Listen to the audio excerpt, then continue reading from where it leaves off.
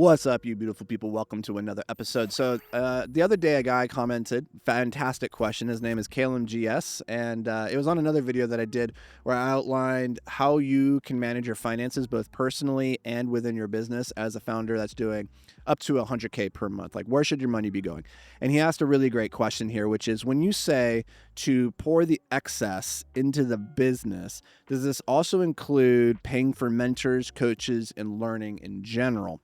And the reason I ask, this is his question still. He says, the reason I ask is because Uncle Hormozy says, spend all the spare money into learning until you can't spend the money you're making because it's so much. And so then he says, what's the difference? Like, how do I diversify the approach between employing people and buying skills? It's a really good question. It got me thinking. It put my thinking cap on to say, okay, how do we frame the difference between investing into yourself or investing into building your team? And so what I want to suggest is just like a simple framework of three areas that you can invest in as you're building your business. You can either invest in yourself, you can invest in your business directly, or you can invest in investments. Okay, so let's take it from the top. What do I mean when we say invest in yourself? Well, there's really three core things that you can invest in. You can invest into your skills, your network, or into guidance. So your skills is like your actual ability to do things. And within your business, especially at the beginning, if you're doing 10 to 20, 30K a month, you're going to be wearing all the different hats. You're going to be doing the marketing, you're going to be doing the sales calls, you're going to be doing the fulfillment, you're going to be doing the financial management. You're going to have to learn all of those. All of those are skills that you don't currently have to the level that you need for you to be at the next level that you want to be at. And so you should be investing in courses and into YouTube videos and into books, right? To learn those technical skills that you need to have. So maybe that starts with, hey man, I don't have any customers to serve. Well, maybe you need to go invest and learn marketing. And then you get some people coming in and having conversations. They're like, I can't get anybody to buy from me. Okay, now you invest and you learn sales. Now you got people buying from you. Now you need to learn how to actually deliver a product, right? So each one of these is a constraint that you solve in sequence, right? You don't solve how to build a product before you actually have customers to sell to. I know that sounds backwards, but it's true. Like, just make a product, try to sell it to people, and then figure out how to sell people and then how to make the product better as you go. Like, that's a conversation for a different day. Anywho, so you invest into your skills, or you invest into, and that's the first kind of investment into yourself. The second kind of investment into yourself is into your network. And by the way, at the end of this video, stick with me, because as I go through these different investments, I'm going to bring it back around, so then give you a paradigm to understand the dichotomy between when you should pivot from investing into yourself into pivoting into investing in the business, vice versa, how it kind of teeter-totters back and forth. The second thing that you can invest into yourself is your network, right? At the end of the day, it's not about what you know. It's not about who you know. It's about who knows you. And so your ability to go and get proximity to the people who are doing similar things or that have done similar things, so that you can get the wisdom of their lessons without necessarily having to go and experience the same trauma that they did, that can be revolutionary. At the end of the day, a lot of problems in business can be solved with just a simple phone call if you have the phone number of the person that can actually help you in that moment. For instance, like if your best friend was Warren Buffett and you had a cash crunch in your business, you could call him up, and I'm pretty sure you could get Warren Buffett to give you some money or just give you some advice, right? Either way, the power of your network can give you a tremendous amount of influence and control there. So that's the second investment. The way that you invest into that is by getting into communities, right? Usually you have to pay for access to the people that you want to have access to. Free people that you can get access to at free events aren't usually worth having access to, right? You get what you pay for in life. And it's the same with people, the same with networking events. So you typically have to pay for access to the high level people that you want to be in proximity to. The third thing that you can invest into yourself, besides your skills and into your network, is into guidance. And specifically when I say guidance, is to know, like, okay, you got the technical skills and you got an idea of where you're going, but along the way, as you're climbing the mountain, there's a lot of different paths that you could take to go up.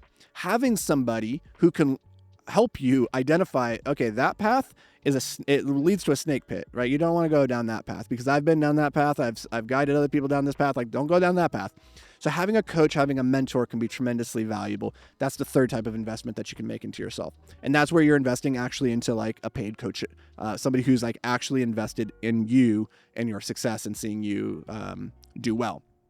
Now, let's transition now and talk about investing into your business. The three types of business investments are and there's all sorts, but what I'm trying to do is try to give you some broad buckets here, is your team, your systems, and your infrastructure. Your team is, when you invest into your team, you do this in one of two ways. You either invest into your team by bringing people onto the team and actually hiring somebody, right? The very first person that you hire is an investment into the team. So a lot of people think that's the only way to invest into your team is to bring more people on, but it's not. That's just one way. Another way is to actually invest into the people on your team to make them even better. So if you were to think like, okay, the way that I can invest into myself is to invest in my skills, my network, and my mentors or my guidance, right? Well, you could do the same thing for your team. Like, oh, how can I invest to help him level up his skills, help him level up his network, help him level up his guidance, right? And if you have a process for doing that within your team, then not only are you bringing people into the team, but you're making them systematically more valuable to the organization. So that's another way. And I think a lot of businesses actually overlook that one, but you should have a budget for actually, how do I make this person better? And a lot of times you can only make them so good yourself. What you really want them to do is get better outside of the organization so that they can bring new information into the team, right? Like, I would love it if you would go out and learn from that person so that you can bring back their lessons and share it with the rest of us. And then we as a team can grow even faster. Very, very powerful way to invest into your business. Second is investing into the systems. And when I say systems, what I'm specifically talking about here is how you do things. So that might mean like bringing in a consultant. We paid tens of thousands of dollars at Escape to bring in a lean engineer consultant to help us organize our manufacturing plant in the most effective and efficient way, right? So we invested into how are we improving the how of what we do. The third investment that you make inside your business is an infrastructure. And so that's going to be like your vehicles. That's going to be your computers. That's going to be the building that you're in, right? Like if you own the building that you're operating out of. So those are like three places that you can put money as you're investing back into your business, right? Or you could run more ads. You could run more, like you could just pour more into to that side of the engine. But like fundamentally, that's the three things that you got to play with: your team, your systems, and your infrastructure. Okay. So the third thing overall that you can invest in as you're trying to grow your business is invest in investments. And this is actually the one that I recommend everybody just ignore until you get to at least 100K per month. Because, and I think a lot of people over index on this. They start thinking, oh, I made my first little bit of money. I made $50,000. What should I do? And they're like, oh, should I invest in stocks? Should I invest in bonds? Should I put that into real estate, right? Your business has all this cash sitting there and you're trying to figure out like, what should I do with it so that my money works harder for me than I worked for it? Like, and this is like the impetus for passive income, right?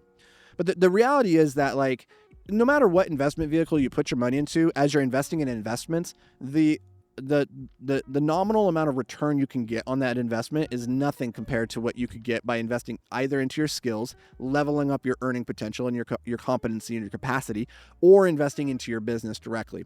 So like, I don't recommend like taking money out of your business to invest in real estate or anything like that. What I recommend is just putting your money into a money market, into a high yield savings account, right? And just, or into an index fund if you want to get like a better yield and you're okay taking a little bit of risk. Like, but that's not the way that you're going to make your money. That's just like, it's sitting over there and it's making you a little bit, but your primary focus should be going back towards invest into yourself or into your business. Now, here's how you balance that. Here's the teeter-totter between, do I invest into just my skills or just into the business? How do I know which one?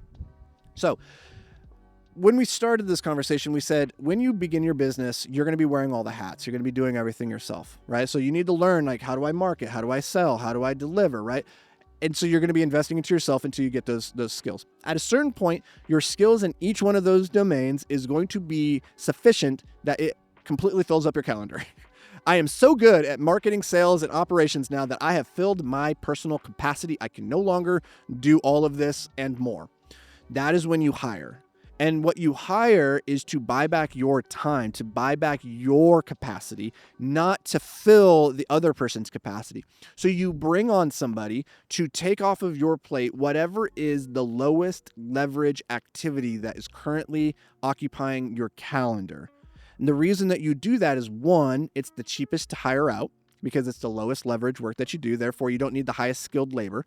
Two, it's the easiest to train for. Three, it frees up your time now to backfill your calendar with higher leverage activities. So for instance, if I've built up the skill of marketing, of sales, and delivery, and I've filled up my capacity, and then I'm sitting there and saying, what is the highest leverage thing that I could continue doing? Well, it's really high leverage when I get more people to pay me money for this product. It's not that high of leverage for me to do the admin of the follow-up, of the customer service on the back end, of the billing, of the email management, the schedule management. That stuff isn't actually adding more money to the bank. It's just taking up my time. So the first person you might hire is a personal assistant to come in, take over your emails, take over your scheduling, take over that day-to-day stuff so that you can just take more sales call. You can focus more on the marketing efforts. You can focus more on building out the product. Then once you get to the point where it's like, okay, now I've refilled my capacity, what's the next thing that I could fill?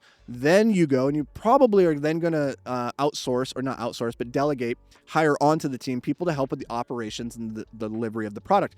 The reason for that is because the delivery of the product it should be a system, a systemized way of delivering a result for somebody.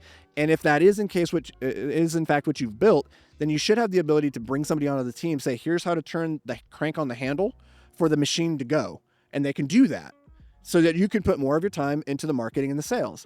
And you keep doing this systematically all the way up until you've removed yourself from the organization completely, and you're not involved anymore in the marketing, the sales, the operations. And now you're just setting the high level vision and the guidance of the business. And that's a great business to have because it no longer is reliant on you to do anything.